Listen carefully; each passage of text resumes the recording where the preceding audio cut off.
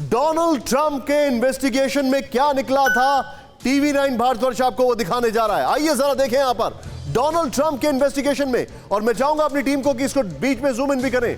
Corona पर Trump प्रशासन की इन्वेस्टिगेशन रिपोर्ट, ध्यान से देखें, इसको जूम इन करें बीच बीच में। ट्रंप कार्यकाल में यूएस स्टेट डिपार्टमेंट ने कोरोना वायरस पर रिपोर्ट पेश की। ध्यान दीजिएगा इसको, यूएस स्टेट डिपार्टमेंट ने, कोई छोटी मोटी बात नहीं है। नेक्स्ट चेंज करें यहां पर। रिपोर्ट में वुहान लैब से वायरस लीक होने की आशंका जताई गई, और यह रिपोर्ट तब पेश की गई जब डोनाल्ड ट्रंप अपनी गद्दी छोड़ने वाले थे, उससे कुछ दिन पहले। नेक्स्ट चेंज करें इसको यहां पर। वुहान इंस्टीट्यूट ऑफ वायरोलॉजी के रिसर्चर अक्टूबर नवंबर 2019 में ही बीमार पड़ने लगे थे। रिपोर्ट में यह कहा गया, वुहान इंस्टीट्यूट के रिसर्चर अक्टूबर नवंबर में बीमार पड़ने लगे थे, यह रिपोर्ट में कहा गया। नेक्स्ट चेंज करें। यह डोनाल्ड ट्रंप प्रशासन की रिपोर्ट है जिसका माइक पॉम्पियो अभी हवाला दे रहे थे। दिसंबर 2019 में कोरोना फैलने के चीनी दावे से बहुत पहले ही वहां संक्रमण फैला। ध्यान दीजिए, यह डोनाल्ड ट्रंप की रिपोर्ट है। नेक्स्ट चेंज करें यहां पर बड़ी तेजी से। वो वुहान इंस्टीट्यूट ऑफ वायरोलॉजी में सीक्रेट मिलिट्री एक्टिविटी भी हो रही थी, यूएस डिपार्टमेंट ऑफ स्टेट ने यह भी कहा। नेक्स्ट चेंज करें बड़ा तेजी से। चीनी सरकार ने पत्रकार, इन्वेस्टिगेटर और ग्लोबल अधिकारियों को जांच से रोका। नेक्स्ट चेंज करें। वुहान लैब के रिसर्चर और दूसरे बीमार लोगों से बात करने से रोका गया। चीनी सरकार ने इंडिपेंडेंट जर्नलिस्ट को रोक दिया था। Next, Wuhan institute of virology में 2016 से SARS-CoV-2 वायरस पर रिसर्च चल रही थी। रिपोर्ट में यह भी कहा गया 2016 से SARS-CoV-2 वायरस और कोरोना वायरस में 96.2% सिमिलैरिटी है। यह है प्रेसिडेंट डोनाल्ड ट्रंप के स्टेट डिपार्टमेंट की इन्वेस्टिगेशन रिपोर्ट। सीधे मैं लेकर चलूंगा, मेरे साथ यहां पर मौजूद है रोहित। मेरा एक सवाल है रोहित, स्टेट डिपार्टमेंट एक बहुत बड़ा डिपार्टमेंट है, if I am not wrong.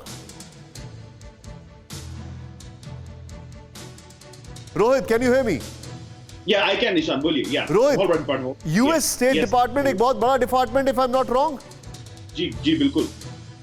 तो मुझे एक बात बताइए, जब यूएस स्टेट डिपार्टमेंट ने अपनी रिपोर्ट बनाई तो क्यों प्रेसिडेंट बाइडेन ने अपने ही एक डिपार्टमेंट की रिपोर्ट को डस्टबिन में डालकर एक नई इंक्वायरी ऑर्डर कर दी?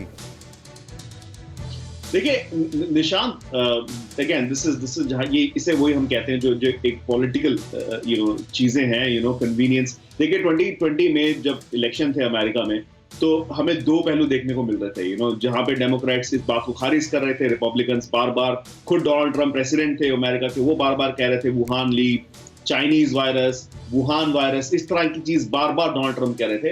और देखिए हमें यह भी समझना होगा निशान कि माइक पॉम्पियो सिर्फ विदेश मंत्री नहीं थे, माइक पॉम्पियो पहले CIA के डायरेक्टर भी रह चुके हैं, तो उनकी किसी बात को हल्के में नहीं लेना चाहिए था। अगेन पॉलिटिक्स असाइड, लेकिन अब जब वापस से जो बाइडेन ने इस तरह की चीज कही है कि भाई आप 90 दिन में मुझे बताइए कि ये वहां से निकला है या नहीं निकला है, पहली चीज। और दूसरी चीज, जब माइक पॉम्पियो खुद ये बात कह रहे हैं कि इतना बड़ा एविडेंस था हमारे पास, हम इसे पब्लिकली ले जाना चाहते थे, we just wanted to be sure.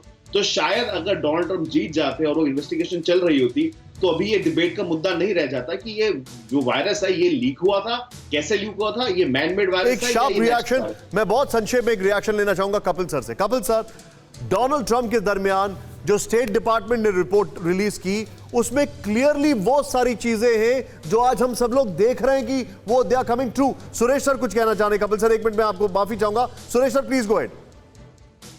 जे बहुत छोटे में मुझे याद है कि 1991 में सिक्योरिटी काउंसिल की जब मीटिंग हो रही थी, तो कोलिन पावेल जो उस टाइम पर यूएसए के विदेश मंत्री थे जी, उन्होंने सिक्योरिटी काउंसिल में कहा था, एक पाउडर दिखाते हुए कि देखिए ये वो पाउडर है जो इराक भेजता है और जिससे हमारे लीडर्स को एक नुकसान होने का खतरा रहता है।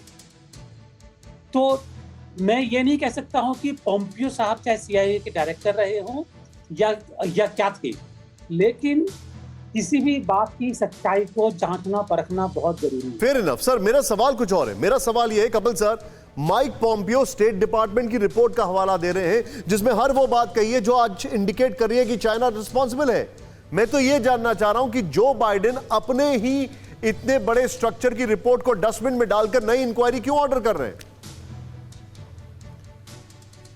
देखिए निशांत जी, उन्होंने इस रिपोर्ट को डस्टबिन में नहीं डाला है। मैंने आपको उस दिन भी ये कहा था कि अगर वहां पे सॉलिड प्रूफ अब तक के इन्वेस्टिगेशन के नहीं होते डिफरेंट एजेंसीज के, और केवल सीआईए ही नहीं, जो और वर्ल्ड की एजेंसीज भी इस पे लगी हुई थी और एक साथ एक्शन कर रही थी मिलकर के, उनके इतने सॉलिड सपोर्ट प्रूफ मौजूद थे कि इनको अपना ये जो क्या है बाइडेन साहब, इनको ये उसे खत्ते में नहीं डाल सकते। और इंटेलिजेंस एजेंसीज जो हैं वो इर्रिस्पेक्टिव ऑफ पॉलिटिकल एफिलिएशंस काम करती हैं, वो अपने देश के इंटरेस्ट को देख करके काम करती हैं, और उसको एक पॉलिटिकल ढांचे से बचाने के लिए कि ट्रंप को दोबारा उसका क्रेडिट ना मिल जाए कि ट्रंप के टाइम पे ये रिसर्च हो रही थी, ये चीज आ रही थी, तो लेटन साहब ने एक पॉलिटिकल डिसीजन लिया है कि उन्होंने एक नई इंक्वायरी बिठा दी उसके ऊपर, उसको करने के लिए। लेकिन कब तक ये लोग जो हैं अपनी इंटेलिजेंस एजेंसीज की जो रिपोर्ट्स हैं, मैं एक छोटा सा एग्जांपल दे के आपको एक बात बताता हूं, जो गलती इंडिया ने की हमेशा। लगातार इंडिया के पास रिपोर्ट आ रही थी कि चाइना रेड कॉर्डर को इंडिया में बढ़ा रहा है, और वो रेड कॉर्डर बिहार से फैलता हुआ आंध्र प्रदेश तक पहुंच गया, और हमारी इंटेलिजेंस एजेंसीज ने हमेशा ये रिपोर्ट दी, लेकिन हमारे पॉलिटिशियंस ने उसको अंडरप्ले किया और आज उसका हम नतीजा भुगत रहे हैं। Point taken sir, point taken. फिक्र आपकी, सोमवार से शुक्रवार रात 9 बजे सिर्फ TV9 भारतवर्ष पर।